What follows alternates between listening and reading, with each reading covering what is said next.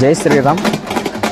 ನಮ್ಮ ಸಗರ ಗ್ರಾಮದ ಆರಾಧ್ಯ ದೈವ, ನಾವು ನಂಬಿದಂಥ ಒಂದು ದೈವಶಕ್ತಿ, ದೈವ ಬಲ, ಸೋತವರ ಶಕ್ತಿ ಈ ಒಂದು ಶ್ರೀ ಆಂಜನೇಯ ಸ್ವಾಮಿಯು ಈ ಒಂದು ನಮ್ಮ ಸಗರ ಗ್ರಾಮದಲ್ಲಿ ಮೊದಲು ಈ ಶ್ರೀ ಆಂಜನೇಯ ಸ್ವಾಮಿಯು ಮೊದಲು ಪೂಜಿಸುತ್ತಿದ್ದೆವು.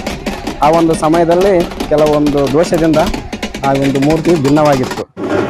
ಕೆಲವೊಂದು ಹೇಳಿಕೆ ಮಾತುಗಳಿಂದ ನಾವು ಈ ಒಂದು ಮೂರ್ತಿಯನ್ನು ಇಲ್ಲಿ ಯಮುನಾ ತೀರದಲ್ಲಿ, ಕೃಷ್ಣಾ ನದಿ ತೀರದಲ್ಲಿ ಆ ಒಂದು ನದಿ ದಂಡೆಯಲ್ಲಿ ಅಲ್ಲೇ ಬಿಟ್ಟು ಬರಲಾಗಿತ್ತು.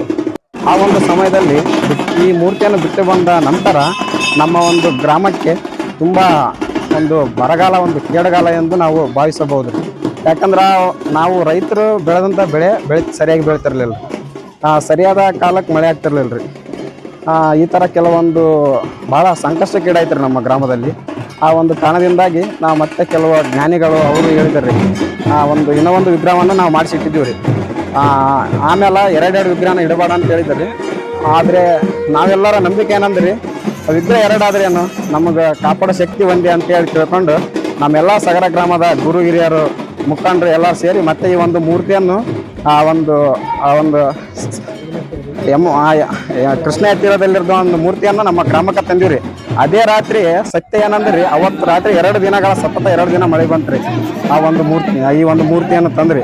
ಈ ಮೂರ್ತಿಯನ್ನು ತಂದು ಪ್ರತಿಷ್ಠಾಪನೆ ಮಾಡಿ ಸಗರ ಗ್ರಾಮದ ಎಲ್ಲ ಒಂದು ಮನೆತನದಿಂದ ಆ ಒಂದು ಮೂರ್ತಿ ಏನನ್ನ ಸಲ್ಲಿಸಬೇಕಾದ ಪೂಜೆ, ಫಲ, ಕಾರ್ಯಕ್ರಮ ಎಲ್ಲ ಸಲ್ಲಿಸಿ ನಮ್ಮ ಏನಂತ ನಾವು ನಡೆದಂಥ ಶಕ್ತಿಯಾಗಿ ನಡಿಯಕತ್ತೀವಿ. ನಾವು ನಡೆದಂಥ ನಾವು ಹೆಂಗೆ ನಾವು ಮಾರ್ಗವಾಗಿ ನಡಿತೀವಿ, ನಾವು ಒಂದು ನಂಬಿಕೆಗೆ ಆ ದೇವರು ನಮಗೆಲ್ಲ ಒಂದು ಸಂತಾನ, ಅಭಿವೃದ್ಧಿ, ಶ್ರೀಮಂತ ಏನೇನು ಯಾವ ಭಕ್ತರು ಏನು ಬೇಡಿಕೆ ಅದಲ್ರಿ ಎಲ್ಲ ಕೊಟ್ಟು ನಮಗೆ ಕಾಪಾಡಕತ್ತನ್ರಿ.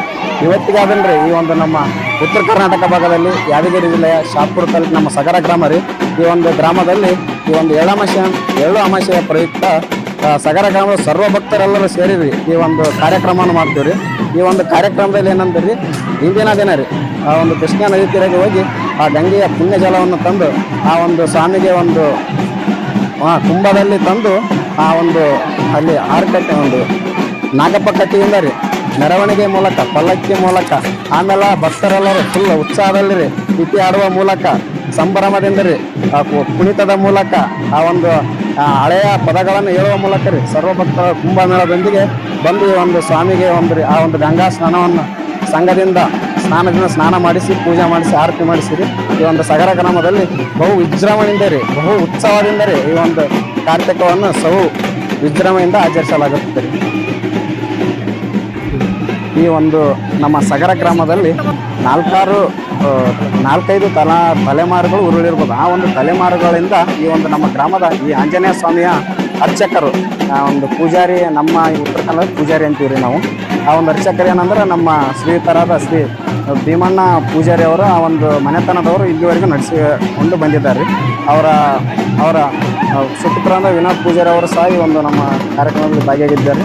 ಅವರು ಸಹ ಈ ಒಂದು ಕಾರ್ಯಕ್ರಮದಲ್ಲಿ ಎಳ್ಳಾಮಶಿಯಲ್ಲಿ ಏನಂದಾರಲ್ಲ ಕುಂಭ ಅಂತೀವಲ್ರಿ, ಅದನ್ನು ಹೊತ್ತು ತಂದು ಮೆರವಣಿಗೆ ಮೂಲಕ ಹೊತ್ತು ತಂದು ಆ ಒಂದು ದಿನ ಸತತವಾಗಿ ಉಪವಾಸವನ್ನು ಇದ್ದು ಅವರು ಆ ಒಂದು ಸ್ವಾಮಿಗೆ, ಆಂಜನೇಯ ಸ್ವಾಮಿಗೆ ಬಂದು ಗಂಗಾ ಸ್ನಾನದಿಂದ ಪೂಜೆ ಮಾಡಿಸಿ, ಕರ್ಪೂರದಿಂದ ಆರತಿ ಮಾಡಿಸಿ ಆ ಒಂದು ಸ್ವಾಮಿಗೆ ಕಾಯಿ ಕಲ್ಪುರದಿಂದ ಎಲ್ಲ ಒಂದು ಕಾರ್ಯಕ್ರಮವನ್ನು ಮಾಡಿ ನಾನಂತರ ಸುಗ್ಗಿಯ ಸಂಗ್ರಾಮದಿಂದ ನಾವು ಈ ಒಂದು ಕಾರ್ತಿಕ ಮಹೋತ್ಸವವನ್ನು ಬಹು ವಿಜೃಂಭಣೆಯಿಂದ ಆಚರಿಸ್ತೀವಿ.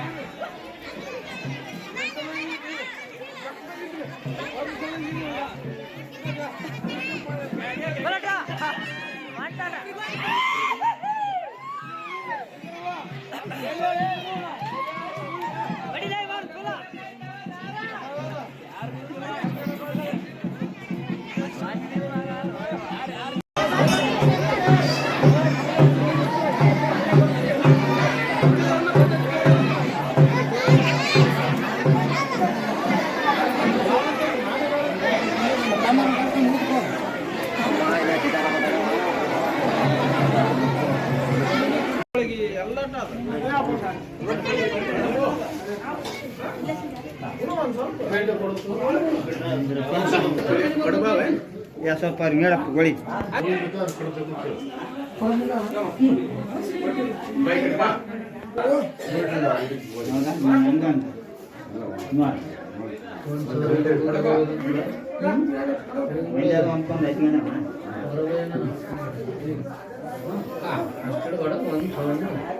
ಕುಂದ್ರ